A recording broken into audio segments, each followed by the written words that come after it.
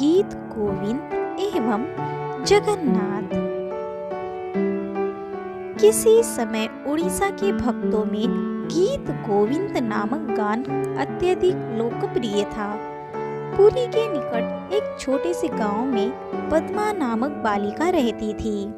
वह एक माली की पुत्री थी एवं गीत गोविंद गाने में प्रवीण थी।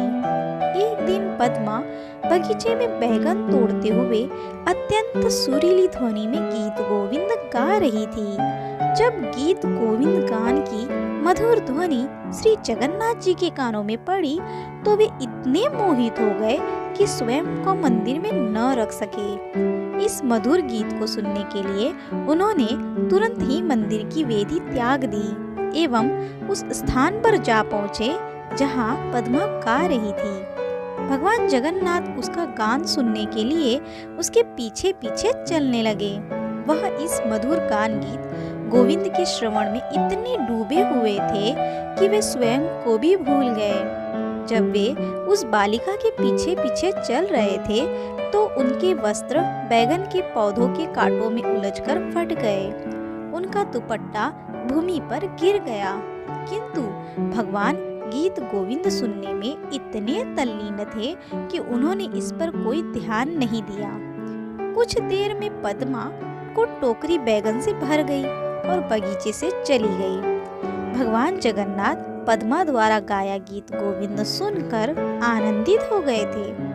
वे पूर्ण तृप्ति भाव से वापस मंदिर में लौट आए।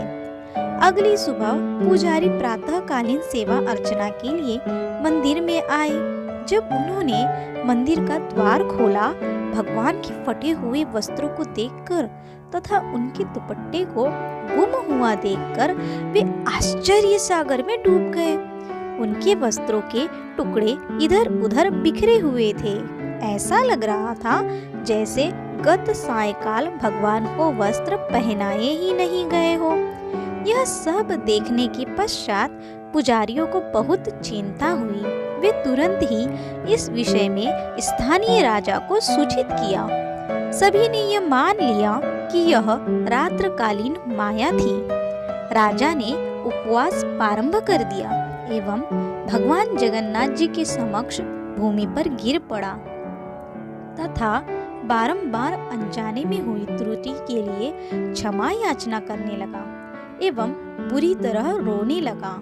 भगवान जगन्नाथ जी राजा के स्वप्न में अवतरित हो गए और उससे बोले, हे राजन, चिंता मत करो, मैं अपने भक्त जयदेव द्वारा रचित पद्म गीत गोविंद को सुनने का शौकीन हूँ। अतः रात्रि एक ग्रामीण बालिका मधुर स्वर में गीत गोविंद गा रही थी। मैं उसकी मधुर ध्वनि एवं गान पर मोहित हो गया एवं उसको सुनने के लिए मैं मंदिर से बाहर निकल गया। जिस समय बैगनों के बगीचे में उसका अनुसरण कर रहा था तो बैगन के पौधों के कंकड़ों में उलझकर मेरे वस्त्र फट गए और न जाने कब उसी उद्यान में मेरा दुपट्टा भी कहीं गिर गया। तुम्हें चिंता करने की तनिक भी आवश्यकता नहीं है, इसमें तुम्हारी कोई भी त्रुटि नहीं है। मैं तुमसे निवेदन करता हूँ, मेरे शयन से पूर्व उस कन्या को प्रतिदिन मेरे मंदिर में लाया जाए, वह मेरे समक्ष मंदिर में गीत गोविंद गाए। राजा ने इस तत्काल अपने दरबारियों को उस कन्या की खोज में भेजा। जब उन्हें उसके घर का पता लगा तो उन्हें बगीचे में भगवान जगन्नाथ जी का दुपट्टा भूमि पर गिरा हुआ मिला। जब राजा ने यह सुना तो उसे बहुत आश्चर्य हुआ। यह सिद्ध हो चुका था कि जगन्नाथ जी गत रात्रि उसके बगीचे में गए थे। राजा पद्मा द्वारा गाए हुए गीत गोविंद प्रतिदिन सुनने की जगन्नाथ की इच्छा को पूर्ण करना चाहता था। अतः वह स्वयं पद्मा के घर गया और उसे बताया कि जगन्नाथ जी की यह इच्छा है कि वे अपने रात्रि शयन से पूर्व आपके द्वारा गीत गोविंद सुने। उसने उससे कहा कि यदि उसे कोई आपत्ति न हो तो वह पुरी में निवास करते हुए श्री जगन्नाथ जी की इच्छा को पूर्ण करे। पुरी में उसके साथ साथ उसके परिवार के समस्त सदस्यों के लिए सारी सुविधाएं उपलब्ध करा दी जाएगी।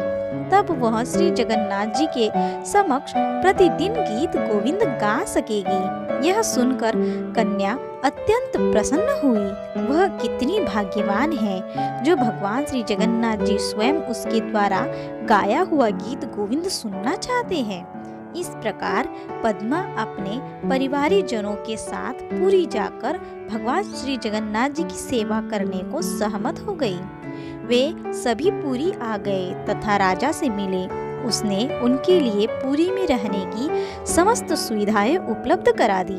राजा ने पद्मा को श्री जगन्नाथ जी के समक्ष गीत गोविंद गायन की विशेष सेवा के लिए नियुक्त कर दिया। उस दिन से रात्रि के समय भगवान के शयन से पूर्व गीत गोविंद गायन की नवीन परंपरा प्रारंभ हो गई।